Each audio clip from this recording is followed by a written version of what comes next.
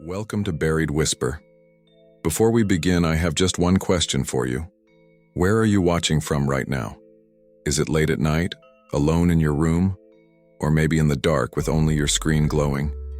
Tell me in the comments what kind of horror chills you the most, because tonight's story might feel a little too real depending on where you are and what time it is. They always say the scariest monsters aren't the ones you see in the woods or the ones whispered about in ghost stories. They're the ones who live right beside you, mowing their lawns, taking out their trash, and keeping their blinds drawn, just a little too tight. The house next to mine for years seemed like just another tired piece of suburban wallpaper, until the night I learned what waited beneath it. I grew up in Sacramento, California, on a street called Renfield Court. The kind of cul-de-sac that looks the same in every state: cracked driveways, basketball hoops rusting in front yards, porches cluttered with garden gnomes and half-dead plants. You could walk down it at dusk and smell the steady blend of cut grass, old sprinklers, and whatever someone's mom had thrown in the oven. Ordinary. Safe. At least it was supposed to be. Our neighbors, the house directly to the right of ours, belonged to a man named Mr. Doyle. That's what my parents called him, though I can't recall ever hearing his first name. He was quiet, older than most of the other people on the street, maybe mid-50s back when I was still in high school. He kept to himself, which was a rarity in that neighborhood where everyone seemed to gossip over fences and invite each other to barbecues. Doyle never came. He never waved. His yard was trimmed, his garbage was always lined up neatly on pickup days, and yet something about the place just felt wrong. Even when I was younger, walking past his windows at night, I'd notice every single blind drawn tight. No slits, no soft yellow light leaking out, just darkness. Kids in the neighborhood whispered that he had a weird smell wafting from his garage when the heat rolled in. A wet, metallic stench like rust, mixed with rotting meat. My mother dismissed it as old pipes, and my father laughed it off, muttering something about how old men lived on canned chili and forgot to clean up. But I remember standing in our yard on sweltering August nights, hearing something faint coming from his property. Not music, not TV, more like a low hum, almost mechanical, but broken like a fan chewing itself apart. When you grow up in a place like Sacramento, you learn to ignore things: neighbors fighting behind half-closed windows, stray animals limping down the street, the way some houses never seem to sell no matter how low they drop the price. People accept oddities like weather. That's just how it is. But Doyle's house pressed on my nerves in ways I couldn't shake. It wasn't haunted in the way people like to tell campfire stories. No flickering lights or moving curtains. It was haunted by silence, by the absence of life. The first time I saw him up close was one of those sticky nights in July when I was 16. I was dragging the trash cans to the curb, cursing under my breath because maggots had already gotten into one of them, when I heard the sound of his side gate creak. I looked up, and there he was, framed in the dim glow of a motion light. Was thinner than I expected, with a wiry frame and sallow skin that clung to his face like wet paper. His hair was graying, not neatly but in clumps, as if patches had fallen out.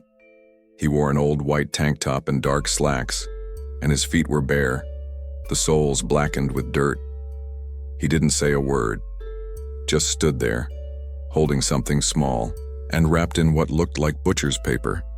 For a second, his eyes met mine, dull, pale, almost cloudy. Then he turned and walked back inside without shutting the gate behind him. I remember the way my heart thumped in my chest. Not because he did anything threatening, not because he looked at me with malice, but because it was the first time I realized how unnatural it felt to be noticed by him at all, like being spotted by something that usually stays in the dark. Life went on. High school blurred into college. I moved out, came back, then moved back in again when my mother got sick. The house next door stayed the same. The blinds never lifted. The lawn never grew too long. Doyle never seemed to age. And every so often, that smell drifted across the property line, clinging to the summer air like rot in your sinuses. The breaking point came in late October, the year my mother passed. I was 24, hollowed out from grief, barely noticing the neighborhood anymore. But one night, sitting on the porch with a cigarette, I saw something I still can't put into words without my stomach tightening. Doyle's back door opened, and from it came a faint orange glow. Not the clean glow of a lamp, but the pulsing, sickly kind of light that makes shadows writhe. He stepped out, dragging what looked like a large black contractor's bag across the patio. I heard the heavy scrape, the dull thud as it dropped down the steps, and then I swore I saw it twitch. Just once, a shiver in the plastic. I froze. My cigarette burned down to the filter. Doyle crouched beside it almost tenderly and whispered something I couldn't hear. Then he dragged it across the yard toward that gate. I couldn't breathe, couldn't look away. He opened the gate with one hand and pulled the bag into the shadows beyond his garage. The gate shut, and the night swallowed the sound. I didn't sleep. I told myself I was imagining it, that grief had rewired my brain into seeing monsters and shadows. But 2 days later, the police came. Black and whites, unmarked sedans, even a white van with antennas twitching from the roof. They surrounded Doyle's house like they'd been waiting for this moment. Neighbors gathered in clusters, murmuring, trying to catch a glimpse. And I watched from my porch as officers pried open the front door and stormed inside. What came out of that house will never leave me. First, the smell. Not drifting this time, but blasting outward in a wave that made people gag and stagger. Back. That wet, metallic stench magnified tenfold. Even the officers covered their faces. Then the sound. A kind of rattling echo that seemed to roll up from beneath the house itself. I heard one officer shout into his radio, his voice breaking. And then they began pulling people out. Not living people. Not whole. They carried stretchers one after another, draped in sheets so thin you could see the shapes beneath them. Too many to count. Some small, some larger. The crowd fell silent. I remember a woman screaming, "Oh my God, oh my God," until her voice cracked, and through the commotion, I caught a glimpse of what lay under that house when 2 officers stumbled out of the basement door they'd found hidden behind a false wall. The stairs down were slick with something dark, and the stretchers kept coming. Later, the papers called it a torture basement. The news anchors with their plastic faces and clipped tones called Doyle a reclusive predator. They tried to quantify it, to list victims, to catalog horrors.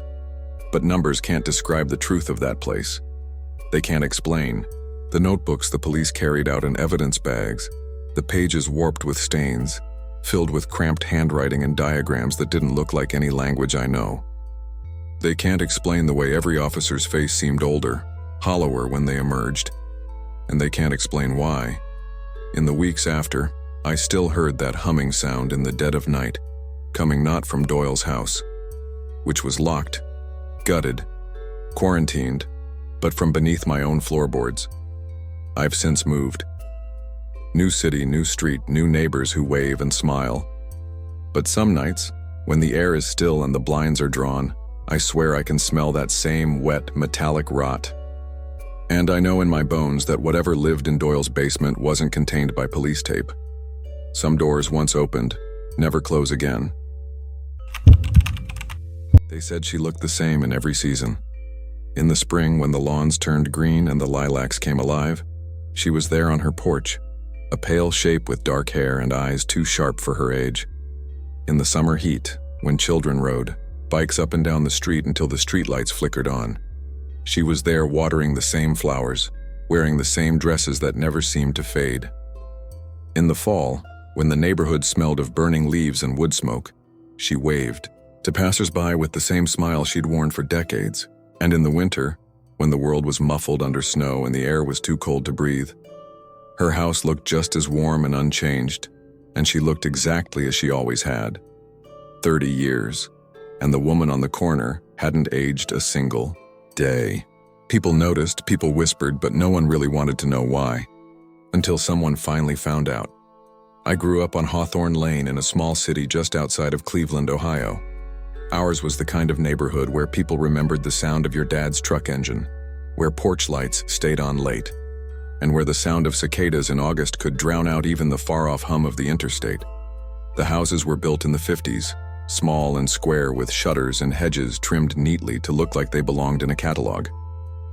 We weren't rich, but it was a safe enough place for kids to roam, and safe enough that secrets could sit quietly for years without anyone daring to poke at them. Her house was on the corner of Hawthorne and Maple, a squat white colonial with green trim and a wraparound porch. The woman who lived there was known only as Mrs. Calloway. She must have been in her 40s when my parents moved into the neighborhood in 1987, but when I left for college in the mid-2000s, she looked identical. Same dark bob haircut, same porcelain skin that never showed a crease or a wrinkle, same narrow, deliberate movements like she was always aware someone might be watching. People whispered, of course. They said she dyed her hair, that she spent money on creams and facials, that she probably had good genes. But no one could quite explain why she never seemed tired, never limped, never had a cold. When I was a kid, I'd watch her from my bedroom window across the street. Her curtains were always open, and sometimes I'd see her sitting motionless in a chair near the window, hands folded, staring straight out as if she could see through me. If I waved, she never waved back. She just stared until I got uncomfortable and pulled my blinds shut. It was one of those things you accepted in childhood, like the sound of trains in the night or the smell of asphalt baking in the sun. She was there, she didn't change, and the adults around you didn't seem to think it was a big deal. But over time, the weight of her presence grew heavier, until the very fact of her not aging became its own kind of threat. I remember one summer when I was about 12. My friends and I were riding our bikes, and we dared each other to ride up her driveway and ring her doorbell. I pedaled ahead, the crunch of gravel loud under my tires, my heart hammering as I reached the steps. Her porch smelled faintly sweet, not like flowers but like something cloying, almost metallic. I raised my hand to press the bell, but before I touched it, the door creaked open. She was there, framed in the dim interior, her face pale and smooth, her eyes darker than I remembered. She didn't speak. She just looked at me, and for a moment I felt something in my chest, like a hand had reached through my ribs and gripped my heart. I gasped, dropped my bike, and stumbled backward. My friends laughed, but I couldn't shake the feeling. For nights afterward, I woke sweating from dreams where she was leaning over me, pressing something cold into my mouth, her face never changing, never softening. As the years went on, people moved away, and new families came in. Kids grew up, left for college, got married, but Mrs. Calloway remained. Always on that porch, always the same. My parents never spoke much about her, though once, after too many beers, my father muttered something about her being older than she looks. When I asked what he meant, he clammed up, told me to leave it alone. It wasn't until after I graduated and came back to visit my parents in 2012 that things began to unravel. I was walking the dog late one evening, the air thick with humidity, cicadas screaming from the trees. The street was empty except for the glow of Mrs. Calloway's porch light. She was sitting there in her chair, hands folded neatly in her lap, staring straight ahead. But as I passed, I saw something in her lap. At first, I thought it was a knitting project, some bundle of yarn, but as my eyes adjusted, I realized it was something darker. A small bundle wrapped in cloth. It shifted, slightly, and I swear I heard the faintest whimper, like the sound of a baby trying to cry. I froze, every muscle in my body tightening. She looked at me then, directly, her eyes glinting in the yellow light, and she raised one finger to her lips. The next morning, the police were on the street. A teenager from 2 blocks over had gone, missing on his way home from a party. His parents said he'd never come back, and search parties combed the area for days. I didn't say a word about what I'd seen. Who would believe me? But once the thought was in my head, I couldn't shake it. I started researching her, digging into property records, old newspaper clippings. The house had been in her name since 1956, though she didn't appear in any neighborhood photos until the mid-60s. Older residents remembered her being there when they were kids, looking exactly the same as she did now. One man swore his grandmother used to talk about her in the 40s, back when the street was just dirt and farmland. Always the same description. Pale skin, dark hair, no age. And then I found something else. In the local library archives buried in microfilm reels, there was a story from 1931 about a string of disappearances in the area. Children mostly, vanishing from farms and small towns. A woman was questioned, described as strikingly beautiful, with unlined skin and dark eyes. She was never arrested, never proven guilty. Her name wasn't Calloway, but it didn't matter. The photo, grainy as it was, showed the same face I'd grown up seeing across the street. Once you see something like that, you can't unsee it. Every time I returned to visit my parents, the sight of her made my skin crawl. I watched the neighborhood change while she remained frozen in time, a parasite among us. And though no one else seemed to say it aloud, I knew I wasn't the only one who noticed how children vanished, how pets went missing, how people occasionally left town without explanation. I don't know what she is. I don't know what she takes or how she wears the years of others like a mask. I just know that the house on the corner still stands, and she is still there. My parents have grown old. My childhood friends have gray hair, and children of their own. And Mrs. Calloway has not changed. She will not change. And if you ever find yourself on a quiet street outside Cleveland, where the porch light glows on a house that hasn't aged a day, don't look too long at the woman sitting there. Because if she looks back, you might feel her hand close around your heart, and you might never walk away again. They said she looked the same in every season. In the spring, when the lawns turned green and the lilacs came alive, she was there on her porch, a pale shape with dark hair and eyes too sharp for her age. In the summer heat, when children rode bikes up and down the street until the streetlights flickered on, she was there watering the same flowers, wearing the same dresses that never seemed to fade. In the fall, when the neighborhood smelled of burning leaves and wood smoke, she waved to passers-by with the same smile she'd worn for decades. And in the winter, when the world was muffled under snow and the air was too cold to breathe, her house looked just as warm and unchanged, and she looked exactly as she always had. 30 years, and the woman on the corner hadn't aged a single day. People noticed, people whispered, but no one really wanted to know why, until someone finally found out. I grew up on Hawthorne Lane in a small city just outside of Cleveland, Ohio. Ours was the kind of neighborhood where people remembered the sound of your dad's truck engine, where porch lights stayed on late, and where the sound of cicadas in August could drown out even the far-off hum of the interstate. The houses were built in the 50s, small and square with shutters and hedges trimmed neatly to look like they belonged in a catalog. We weren't rich, but it was a safe enough place for kids to roam, and safe enough that secrets could sit quietly for years without anyone daring to poke at them. Her house was on the corner of Hawthorne and Maple, a squat white colonial with green trim and a wraparound porch. The woman who lived there was known only as Mrs. Calloway.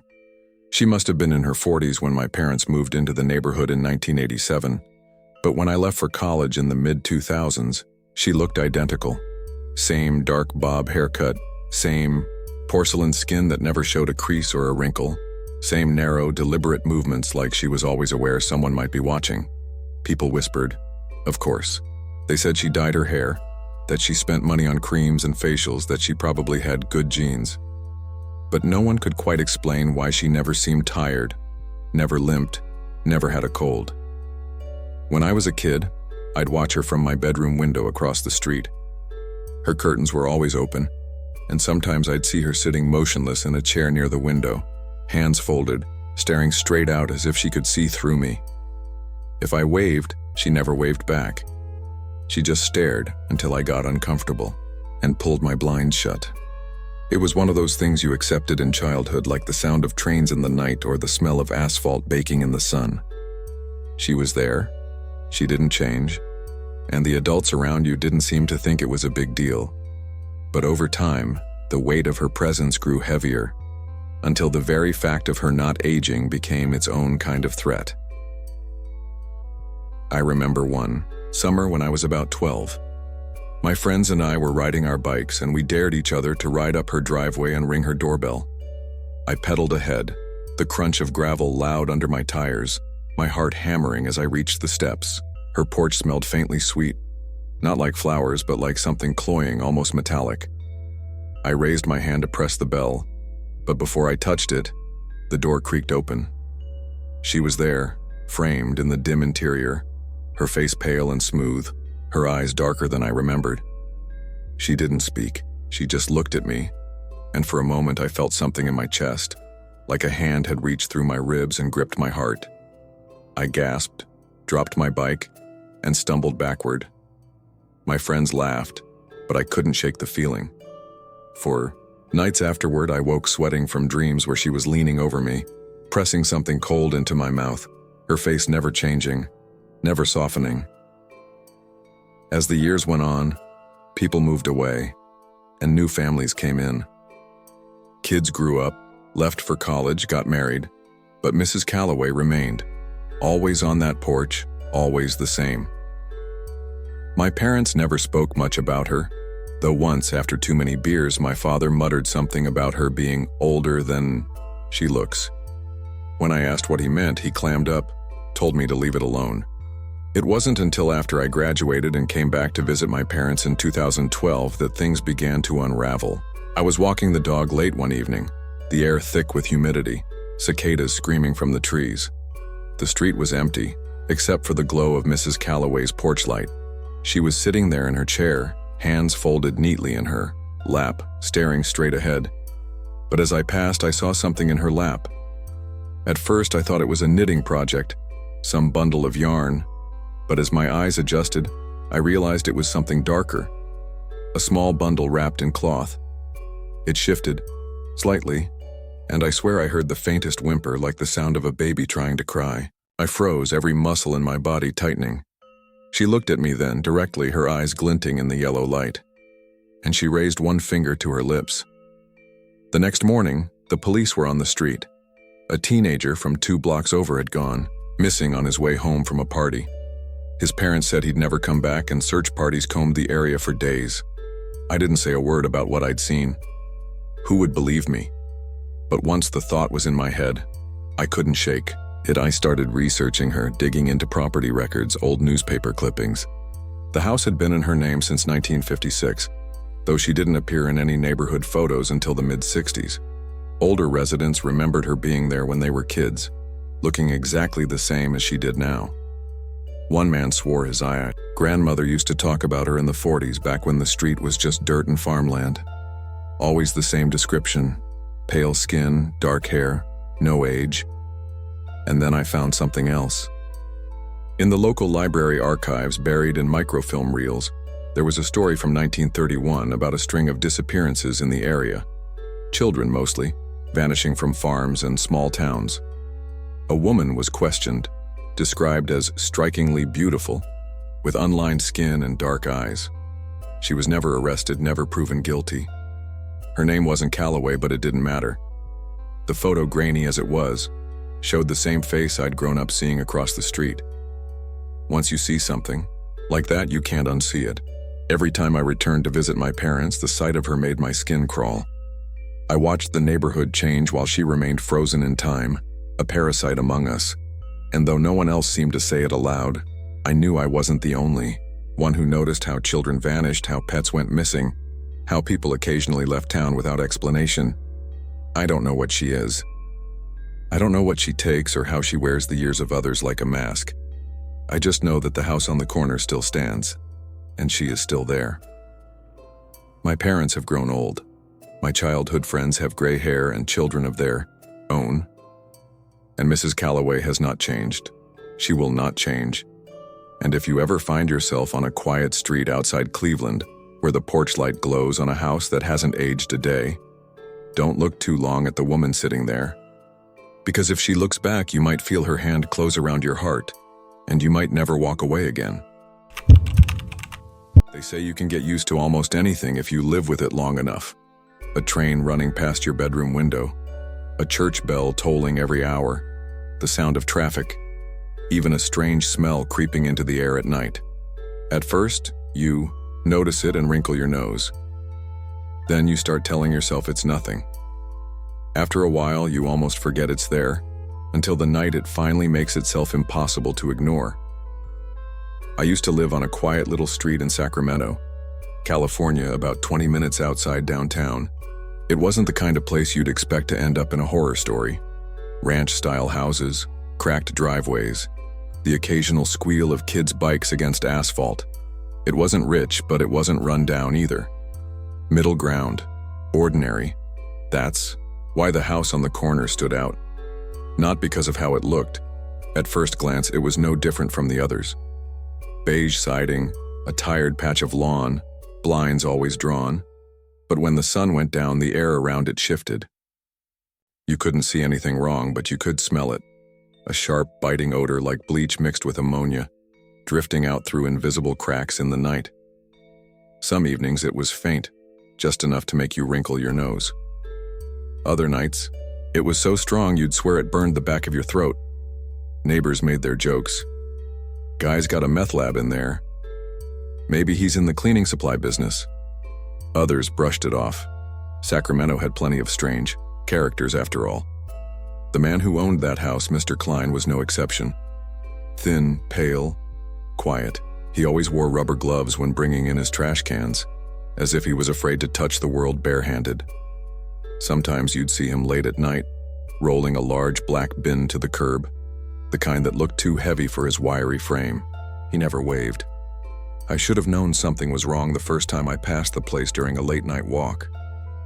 The air was still, but the smell seeped out strong, so strong it made my eyes sting. I remember looking at the house, at the way its curtains hung heavy and motionless, and feeling something like pressure building behind those walls, like the house was holding its breath. Everyone noticed the smell, but no one called it in. That's how neighborhoods work sometimes. You don't want to be the one to stir up trouble.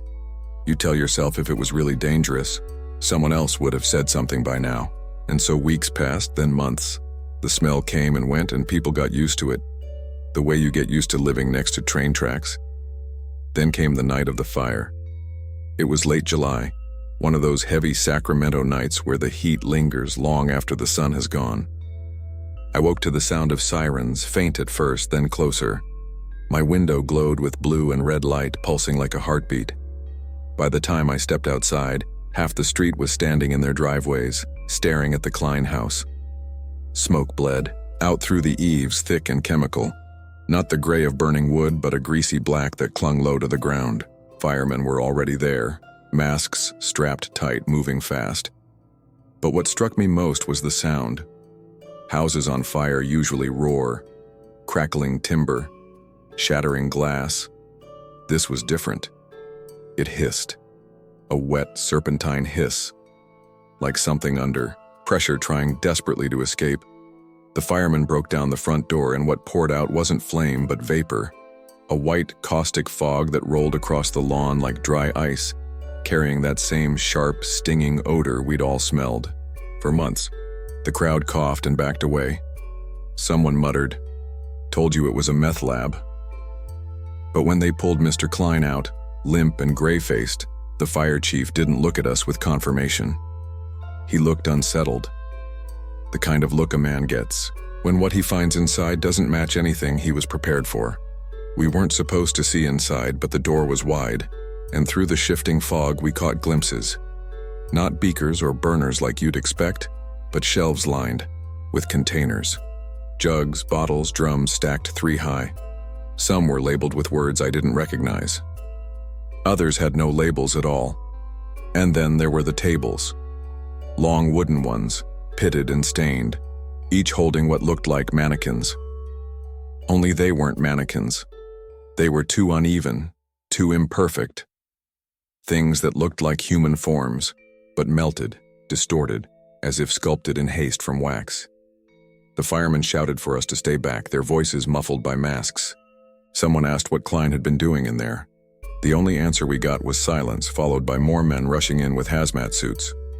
The official story came later. Storage of hazardous materials. Improper containment. They blamed it on industrial cleaning agents, claimed he'd been hoarding chemicals illegally. But if you stood there that night like I did, breathing in that acrid air and watching those warped shapes dragged out under tarps, you knew better. You knew those weren't mannequins. and you knew Klein hadn't just been storing chemicals. He'd been using them. In the days after, strange details leaked out. A firefighter's wife mentioned her husband hadn't been sleeping, said he woke choking in the night, swearing he could still smell the fog on his skin. Another neighbor claimed she'd seen stains in Klein's backyard long before the fire, dark patches in the dirt where grass refused to grow. And then there were the noises. For weeks after, the house sat dark, boarded, waiting for demolition. But sometimes, late at night, people swore they heard something inside. Not footsteps exactly, not voices either, but a wet shifting, like sacks of meat being dragged across the floor. A sound that always stopped the second you leaned in to listen. Harder. When the demolition crew finally came, they worked fast. The smell hadn't gone away, and workers said the inside walls were slick, like they'd absorbed something they couldn't wash out. One man claimed he saw shapes pressed into the drywall, handprints, faces, stretched in silent screams. The others laughed it off, said it was water damage, but I remember the way he looked when he said it. He wasn't joking. The house is gone now, replaced by an empty lot. The grass grows uneven, yellowed in patches, and kids avoid cutting across it even in daylight. If you stand there on a hot night when the air is still and heavy, sometimes, you catch a whiff of something sharp. Not strong, just faint enough to sting your eyes and scratch the back of your throat. And if you stay too long, you'll swear you hear it. That low, wet hiss, like something inside the earth is still trying to get out. You think you know the sounds of a building when you live in it long enough. The hum of the refrigerator through thin walls, the slow pipes groaning in winter, the shuffle of someone's footsteps pacing too late into the night. All of it becomes a kind of lullaby, a reminder that other lives are moving around you just beyond your reach. That's what we all thought the sounds were at first. Just the building shifting, voices echoing through the vents, televisions murmuring in the small hours. We wanted to believe it was nothing more than that, but when the screaming began, faint, broken, dragging itself through the plaster, something inside me knew the truth. It wasn't television, and it wasn't the building. It was someone. Someone close enough to hear. Someone none of us ever saw again. I moved to Sacramento in 2019, not long after I'd been laid off from a security job down south. I didn't have much choice about where to live. The place had to be cheap, walking distance to a bus line, and preferably not crawling, with cockroaches. That narrowed the options down to a squat beige building on J Street, a 4-story apartment complex from the late 60s that looked like it had been designed by someone with no imagination at all. Just square boxes stacked on each other with iron balconies that had begun to rust through at the joints. The landlord, a man named Cooley, lived off-site and was hardly ever there. Rent was low enough to keep the place filled with people who didn't ask questions. You had night shift workers, old retirees on fixed incomes, a few students splitting rent, and people like me, broke, hanging on, willing to take what we could get. The first weeks were quiet enough. My unit was on the 3rd floor, tucked at the end of a narrow hallway where the carpet was permanently stained with something dark, and the overhead light never worked. The neighbors mostly kept to themselves, though I sometimes heard the man across the hall coughing so hard I thought he might die right there in his kitchen. The walls were thin, sure, but I didn't care. Noise meant life. It meant you weren't entirely alone in the middle of the night when insomnia gripped you. That changed the night I first heard the screaming. It was late, after 2 in the morning, and I'd been lying in bed staring at the ceiling, unable to sleep. The air smelled faintly of mold, and the radiator hissed like it was about to explode. At first I thought the sound was just a dream pressing against the waking world. A woman's voice, ragged and stretched thin, rising up through the plaster. Not a clear scream, more like someone trying to scream through a gag. Muffled, desperate. I sat up in bed. The sound went on, fading in and out. I couldn't tell where it was coming from. The apartment next door? Above me? Below? It was as if the walls themselves carried it. I told myself it was a television, some late-night horror movie with the volume turned too high. I even pressed my ear to the wall, half expecting to hear music or dialogue mixed in. But there was nothing. Just those faint, awful cries that seemed to swell and then vanish into silence. The next morning, I mentioned it in passing to Mrs. Alvarez, the older woman who lived one floor down. She shook her head before I'd even finished describing it. "You heard it too?" she asked, her voice dropping to a whisper. I thought I was losing my mind. She said she'd been hearing it for weeks. Faint at first, then stronger, always late at night, like a voice carried on water pipes. We weren't the only ones. By the end of that week, everyone in the building had started whispering about it in the laundry room, in the stairwell, in hurried conversations that stopped when footsteps approached. No one wanted to admit it openly, but the sound was there, threading itself through the building. Screams, groans, sometimes even what sounded like words. Cooley, the landlord, brushed it off. He claimed it was bad insulation, sound traveling, from apartment to apartment. He even told us someone had probably been watching old horror movies, but none of us believed him. The voices didn't match up with any TV. They were too real, too full of pain. Then one tenant disappeared. Her name was Hannah. She lived in 3B, 2 doors down from me. A quiet girl in her 20s with dyed black hair and a nervous smile. She worked nights at a diner and sometimes came home around dawn, her sneakers squeaking down the hall. One morning she didn't come back. Her door stayed locked, her mailbox filled, her phone went unanswered. At first we thought maybe she'd left, without telling anyone. But her car was still in the lot, a dented red Honda that hadn't moved in days. Her window, which usually had a faint light burning behind the blinds, went dark and stayed that way. People started avoiding the hall outside her apartment. They didn't want to hear what seeped out of those walls at night. The screaming grew worse, sharper, as if it came from inside her unit. Some nights it was so loud I could feel it in my teeth. I tried to tell myself it wasn't her, that she hadn't been swallowed by those walls, that the sound wasn't her voice bleeding out into ours. But I couldn't shake the thought. One night, I pressed my ear to the peeling wallpaper in my bedroom and heard it as clear as I've ever heard anything in my life. A woman begging, her words fractured by sobs. She was pleading for someone to let her out. I couldn't sleep after that. I couldn't eat. The entire building seemed infected by it. The walls sweated with it. People started moving out. 2 families left within the same month, boxes stacked high in their cars, children glancing nervously back at the windows. But some of us stayed. Maybe we didn't have the money to leave. Maybe the thought of leaving felt like admitting the building had already claimed us too. The night it all came to a head, I was half asleep on the couch when the screaming started again. Only this time it wasn't faint, it wasn't muffled. It was deafening, pouring from the walls, from the vents, from the very floor under my feet. I clamped my hands over my ears, but it didn't help. The sound vibrated inside my skull, and then the walls began to move. The plaster rippled, bulging inward as though something on the other side was pressing against it. Hands, fingers, faces pushing forward and sinking back. Mouths open in silent wails, eyes rolling white. I stumbled back, knocking over a lamp, too terrified to breathe. The screams rose into a single, shattering note, and the air itself seemed to tear open. When I woke, if waking is what you could call it, the apartment was silent. Too silent. The walls were smooth again, the air heavy with dust. But the quiet wasn't comforting. It was suffocating, like the silence of a tomb. The next morning, the hallway outside my unit was empty. Doors hung open, belongings left behind, as if people had fled mid-step. The whole building was abandoned except for me. And when night came again, the screams returned. They weren't faint anymore. They were inside me, inside my bones.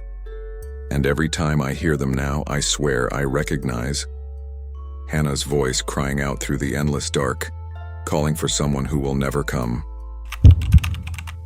Her flowers always bloomed unnaturally bright and tall, but when a storm unearthed what was buried beneath the soil, the neighborhood stopped admiring her garden forever. I grew up on the south side of Portland, Maine, on a street that seemed perfectly ordinary at first glance.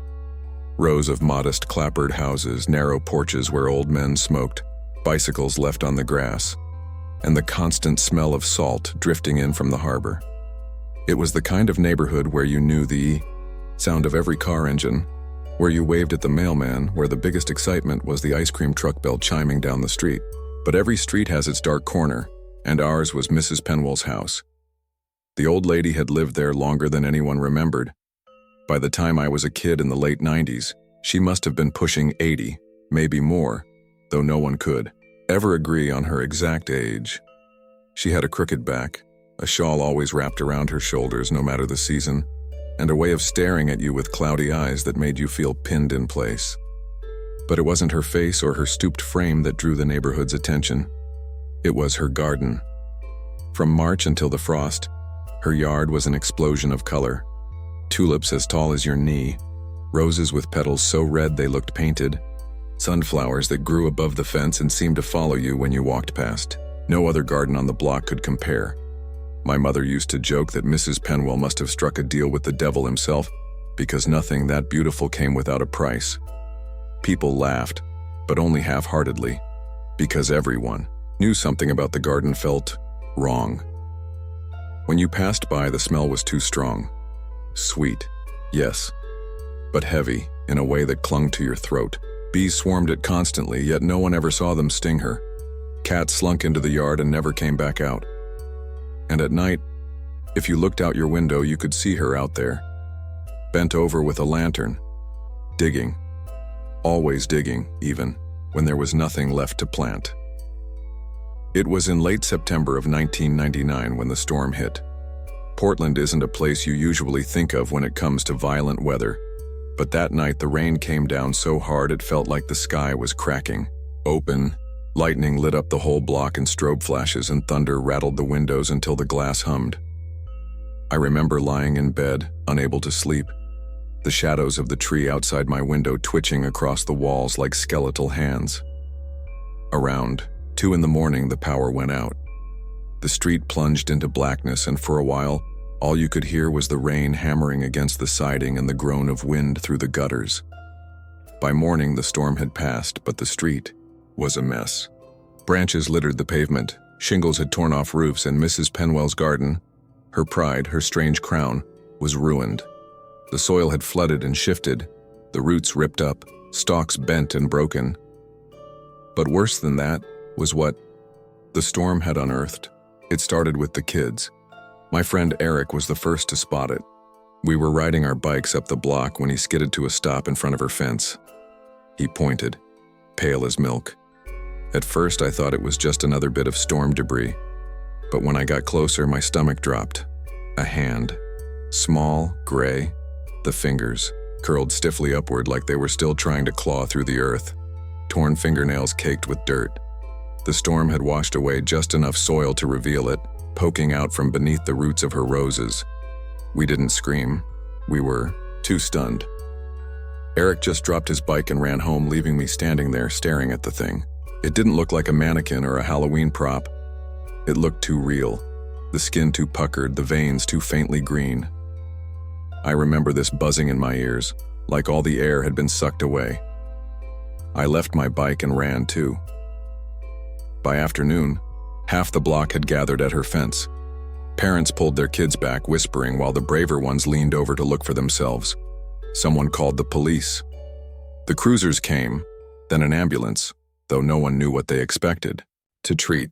I remember the way the blue lights washed over the ruined flowers, making them look sickly and fluorescent. The officers started digging, carefully at first, then faster, like they couldn't stop themselves. They uncovered more than just the hand. There were bones, fragments of clothing, a jaw still lined with crooked teeth, and not just one set. The deeper they dug, the more they found, until the garden looked like a mass grave. Neighbors clutched each other. Some cried. My mother shoved me behind her so I wouldn't see, though it was too late for that. One of the officers pulled up, something that looked like a child's shoe, mud-caked and rotting, and that was when the whispers started. Everyone knew children had gone missing over the years, not from our street but from nearby. A boy taken from a fairground. A girl who vanished walking home from school. People remembered the posters, the faces, but no one had ever connected it to the garden. Not until then. And Mrs. Penwell? She just sat on her porch through it all, wrapped in her shawl, rocking back and forth. No handcuffs, no questions at first, just that distant stare fixed on her ruined flowers. When an officer finally approached her, she smiled. I'll never forget it. Her teeth were dark at the gums and the smile didn't look human. What happened after is something the city doesn't talk about. You won't find it in the papers. Or if you do, it's buried deep in a short column that makes it sound like less than it was. They said she was taken away committed, though no one ever heard which institution. They said the remains were too decomposed to be identified, that no charges could be fully brought against her. But we all knew, everyone on that street knew. For weeks the garden sat empty, just torn earth and yellow tape. No one mowed near it. No kids dared to cut across the yard. The smell of the flowers lingered even after they were gone, a cloying sweetness that seemed to come up from the soil itself. Sometimes at night I'd wake and swear I saw her hunched figure at the fence staring into my window, though I knew she was long gone. Eventually the house was sold. A young couple moved in, painted the porch, planted fresh grass. They tried to pretend it was just another house, that the earth wasn't tainted. But nothing ever grew right in that yard again. The grass turned patchy and yellow no matter how much they watered it. Flowers wilted as soon as they bloomed. And every so often, when the rain came heavy and the soil shifted, the neighbors whispered about what might still be buried deep down, waiting to be found. Even now, decades later, when I visit Portland and walk past that street, I swear I can smell it again. That sweetness, thick and wrong, drifting on the breeze. And I wonder if the earth ever truly gives up what's been fed to it, because sometimes I think I see a single rose growing there. Tall, red, impossibly bright. And I know that Mrs. Penwell's garden never really died. They always wondered what was inside the shed. Everyone in the neighborhood did. It was an ordinary backyard in an ordinary part of Bangor, Maine, but behind one old house stood a rusted structure that seemed to repel attention, even as it demanded it. Kids on bikes would circle past it, eyes fixed on the broken shingles, the peeling red paint that looked black in the wrong light, the heavy padlock that had turned the color of ash. It was the sort of place you instinctively avoided, yet somehow always found yourself staring at. When it finally opened, we realized why it had stayed locked so long, and why the man who owned it never let anyone near. I grew up 2 streets over from that house in a development built back in the 70s when Bangor was still stretching its arms out of the woods. You know the kind of place. Cookie cutter. Colonials, tidy lawns, all clustered around cracked pavement that the city didn't repave as often as it should. The sort of neighborhood where gossip traveled faster than the mail. The man who lived with that shed was named Richard Hale. Everyone called him Rick, but no one really knew him. He'd lived there longer than my parents, longer than anyone on the street. And though he never moved away, he never became part of the fabric of the place either. You'd see him at the corner store sometimes, tall and raw-boned, hair going, gray and messy clumps, eyes bloodshot in a way that made you think of sleeplessness rather than alcohol. He didn't say much. When you waved, sometimes he'd lift a hand in acknowledgement. More often than not, he'd just watch you with this hollow stare until you looked away first. The shed sat at the back of his property, angled against the tree line. It was too small for a garage, too sturdy for a gardening shack. The doors were cross-braced steel, pitted with rust, padlocked so heavily it looked like overkill. Kids had dared each other for years to touch it, to peek in through the slits, in the warped siding, but no one ever saw anything. No light slipped out from between the boards, no noise ever rattled from inside. Still, the thing seemed to hum in the mind, like an itch. My first real memory of the shed came when I was about 9. Summer evening, dusk pooling between the trees, air heavy with pine sap and mosquitoes. I was playing flashlight tag with the McClellan boys when I heard it, a sound like something dragging against metal. I froze by the Hale fence, holding my breath. It came again, slow and deliberate, like fingernails scraping down the inside of the shed's wall. My light darted toward it, but there was nothing. Just those locked doors staring back like the blind eyes of some animal. Later, when I told the McClellans, they laughed and said I was trying to freak them out. Maybe I was. But the sound stayed with me. Over the years, rumors collected around that shed like flies on a carcass. Some said Rick kept old hunting trophies in there, deer skulls, bear hides, maybe even mounted heads. Others whispered it was where he stored things, from his past, maybe from Vietnam, though no one knew if he'd actually served. The darker stories claimed he'd had a family once and the shed was where they'd disappeared. No one could prove it. There weren't records, or at least no one had the guts to dig deep enough to find them. But the stories were enough to keep people's kids away, to make parents pull them back if they wandered too close. It was last autumn when it finally opened. By then I was in my 30s, back living in Bangor after a failed attempt at city life. I'd bought my parents' old house after they moved to Florida and found myself walking past the Hale property more than I'd like to admit, as if some part of me wanted to keep checking that the shed was still there, still locked, still silent. It was October, the month when the air starts smelling of wood smoke and rot, when the leaves pile up in damp swirls against the gutters, when the shadows lengthen sooner than you're ready for. That week, Rick hadn't been seen for days. His mailbox sagged with unopened flyers, his lights stayed dark. Neighbors began to murmur. One morning I saw the city truck parked out front and two men hauling a crowbar and bolt cutters around back. That was the moment. I should have turned and walked away, but I didn't. I stood at the fence line while they wrestled with the lock. The air was cold enough that I could see my breath, but sweat darkened the back of their collars. The lock clanged to the ground at last, the door shuddered outward on reluctant hinges, and the first smell rolled out. God help me, I'll never forget that smell. It wasn't just rot, though, that was part of it. It was sour and greasy, cloying in a way that coated your throat and made your stomach cramp. It was chemical too, like ammonia and old copper pennies. One of the men gagged and staggered back, covering his face. The other flicked on a flashlight and shined it inside. The beam caught shapes, hanging shapes. Not animals, not trophies. Things, wrapped in black plastic bound with twine. Bags, dozens of them swaying from meat hooks bolted into the rafters. Each one was about the size of a child. I stumbled back, bile rising as the flashlight played over them. The plastic was torn in places. Something pale pressed against the gaps. Swollen flesh, strands of hair, a fingernail. I heard the men shouting, but the sound warped in my ears, muffled as though underwater. I couldn't look away. And then, from deep inside the shed, something shifted. Not one of the bags, something behind them. A darker shape in the dark. The flashlight beam swung toward it but sputtered and died. Just gone. Like the light itself had been swallowed. The men cursed and stumbled, hauling the door shut, fumbling the lock back through the handles, though the original padlock lay broken in the dirt.